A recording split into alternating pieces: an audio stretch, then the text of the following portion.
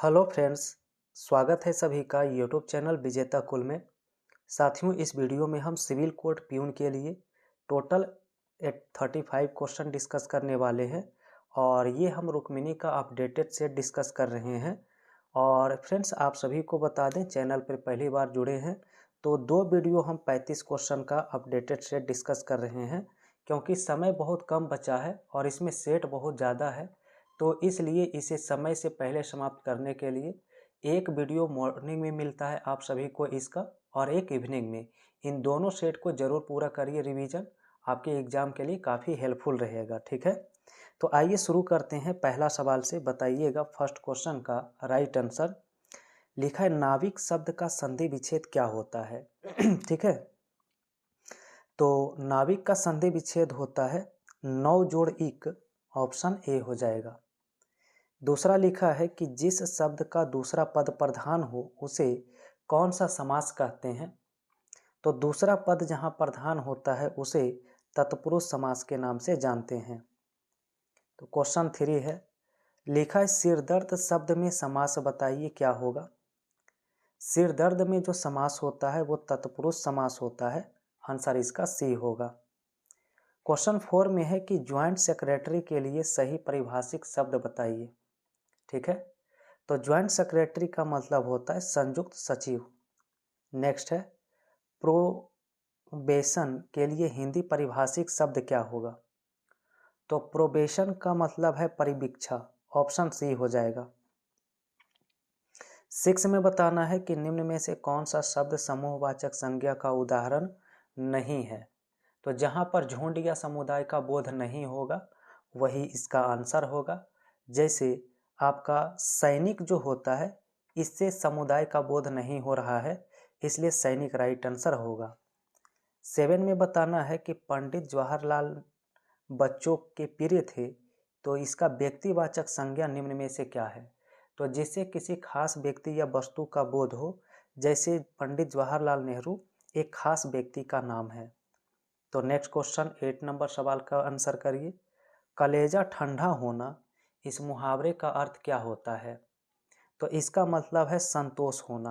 ठीक है, question number 9 दिया है, लिखा इनमें से कौन सा वाक्य जो है वो अशुद्ध है यानी गलत है? पहला ऑप्शन है मेरे को बाजार जाना है। तो फ्रेंड्स, मेरे को लिखना यहाँ पर गलत होगा, मेरे को स्थान पर मुझे होना चाहिए। ठीक है, तो करेक्ट आंसर ए हो जाएगा। क्वेश्चन 10 है, लिखा उत्तर से दक्षिण तक बहुत लंबा रास्ता जाता है, काले शब्द में कौन सा पदबंध है? तो उत्तर से दक्षिण तक में पदबंध पूछा है, तो यहाँ पर क्रिया विशेषण पदबंध होगा। ठीक है, अगला सवाल 11। तो 11 में बताना है कि जिस वाक्य में भाव की प्रधानता होती है उसे क्या कहते हैं? तो याद रखिए, जहाँ पर भाव की प्रधानता होती है उसे भाववाची कहा जाता है। क्वेश्चन 12 है, निम्न में से कौन सा वाक्य यहाँ पर शुद्ध रूप से लिखा गया है? पहला ऑप्शन है कि पिता का उत्तरदायित्व तो पुत्र पर होता है। पहला ऑप्शन में कहीं कोई गलती नहीं है, आंसर ए हो जाएगा। तो अगला सवाल आप सभी का जो है 13 नंबर क्वेश्चन दिया है, लिखा है व्यंजना शक्ति से जो अर्थ निकलता है उसे क्या कहते हैं? तो व्यंजना शक्ति से जो अर्थ निकलता है उसे व्यंग कहते हैं, ए ऑप्शन राइट होगा। नेक्स्ट क्वेश्चन 14 दिया है कि शब्दों में विद्यमान अर्थ का ज्ञान कराने वाला बौद्धिक व्यापार क्या कहलाता है? 14 का राइट आंसर पूछा है, तो याद रखिए ऑप्शन ए हो जाएगा, इसे शब्द शक्ति कहते हैं। 15 में बताना है कि ना ही पराग ना ही मधुर, मधु ना ही विकास यही काल। तो ये जो पंक्ति लिखा है इनमें कौन सा अलंकार है, इसे पढ़ के बताइए। तो 15 का राइट आंसर बी करना होगा, अनियोक्ति अलंकार। ठीक है, क्वेश्चन 16 है, लिखा है काली घटा का घमंड घटा, इनमें कौन सा अलंकार प्रयुक्त हुआ है? तो इसका ऑप्शन सी हो जाएगा, यमक अलंकार। नेक्स्ट सवाल 17 है, लिखा है रगन में कितने लघु और गुरु वर्ण होते हैं? तो 17 का राइट आंसर जो है ऑप्शन ए हो जाएगा, SIS। नेक्स्ट 18 है, उच्चारण में वायु प्रक्षेप की दृष्टि से व्यंजन के कितने भेद होते हैं? ठीक है। तो यहाँ पर 18 का राइट आंसर जो है बी ऑप्शन हो जाएगा। 2 यहाँ पर भेद होते हैं, ठीक है।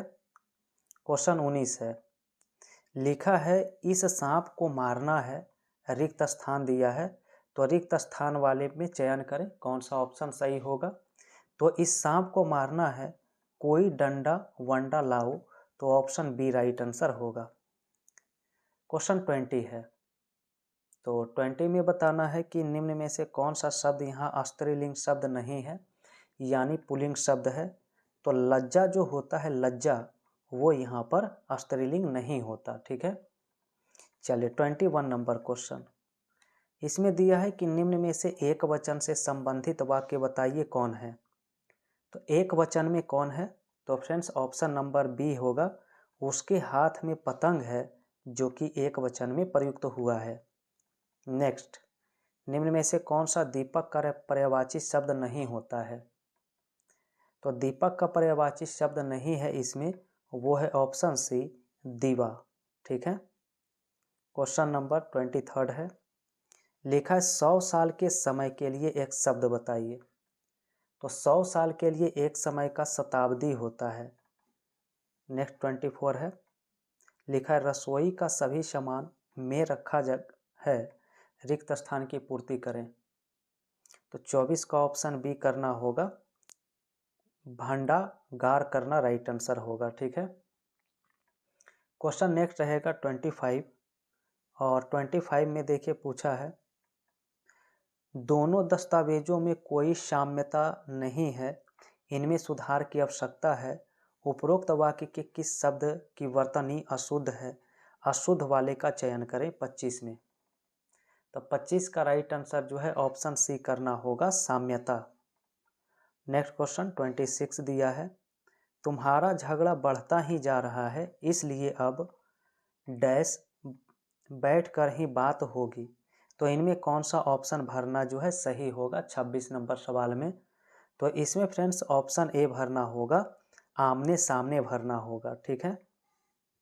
नेक्स्ट क्वेश्चन 27 लिखा है, ठाकुर अपने कुएं पर किसी को पानी नहीं भरने देता था, इस वाक्य में प्रयुक्त ठाकुर शब्द का अनेकार्थी निम्न में से क्या होता है। तो ठाकुर का अनेकार्थी होता है ईश्वर, ऑप्शन डी होगा। क्वेश्चन 28 दिया है, लिखा है कि निम्नलिखित वाक्य के किस खंड में अशुद्धि है। क्वेश्चन है 10 रुपया में क्या आता है, यहाँ पर अशुद्धि क्या है। तो अशुद्धि इसमें डी ऑप्शन है, रुपया, ठीक है। क्वेश्चन नंबर 29, सवाल दिया है, लिखा है बच्चों ने खेल खेला, ठीक है। तो निर्देशानुसार वाक्य का परिवर्तन सही विकल्प का चयन करें, भविष्यत काल का इसका परिवर्तन जो है कौन सा ऑप्शन सही होगा। तो ऑप्शन डी करना होगा कि बच्चे खेल खेलेंगे, ये भविष्यत काल का बनेगा। तो 30 में पूछा है, तपस्वी का स्त्रीलिंग क्या होगा। तपस्वी का स्त्रीलिंग पूछा है, तो ऑप्शन ए हो जाएगा, तपस्विनी हो जाएगा, ठीक है। 31 दिया है कि ह्रस्व और दीर्घ किसके प्रकार हैं। तो याद रखिए ह्रस्व और दीर्घ जो होते हैं वो स्वर के प्रकार होते हैं। क्वेश्चन नंबर यहाँ पर 32 दिया है, इनमें से कौन सा ऊष्म व्यंजन के उदाहरण हैं।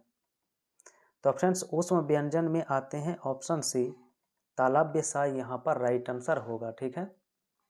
तो 33 में बताना है, सर्वनाम वाले वाक्यों में लिंग का पता किससे चलता है। 33 का आंसर, तो 33 का आंसर जो है ए हो जाएगा, क्रिया होगा, ठीक है। तो अगला सवाल यहाँ पर 34 होगा। चलिए 34 में यहाँ पर जो सवाल लिखा है, काली घटा का घमंड घटा, इसका सबसे अच्छा विकल्प कौन सा है। तो 34 का करेक्ट आंसर ए ऑप्शन हो जाता है, यमक अलंकार। और आज का अंतिम सवाल 35 है, जिसका आंसर आपको कमेंट करके बताना है। क्वेश्चन है कि छंद में प्रयुक्त अक्षर को क्या कहा जाता है, व्यंजन, चरण, मात्रा या वर्ण। तो फटाफट कमेंट करिए आंसर 35 का, और कितना आपने सही किया ये भी बताइए। तो फ्रेंड्स चैनल पर पहली बार जुड़े हैं तो लाइव मैराथन क्लास शाम 7 बजे होता है, आप लोग वहाँ भी प्रतिदिन जुड़ सकते हैं और बेहतरीन क्वेश्चन डिस्कस होता है, ठीक है। तो फ्रेंड्स वीडियो पसंद आया है तो लाइक करिए और पहली बार जुड़े हैं तो चैनल को भी सब्सक्राइब करिए।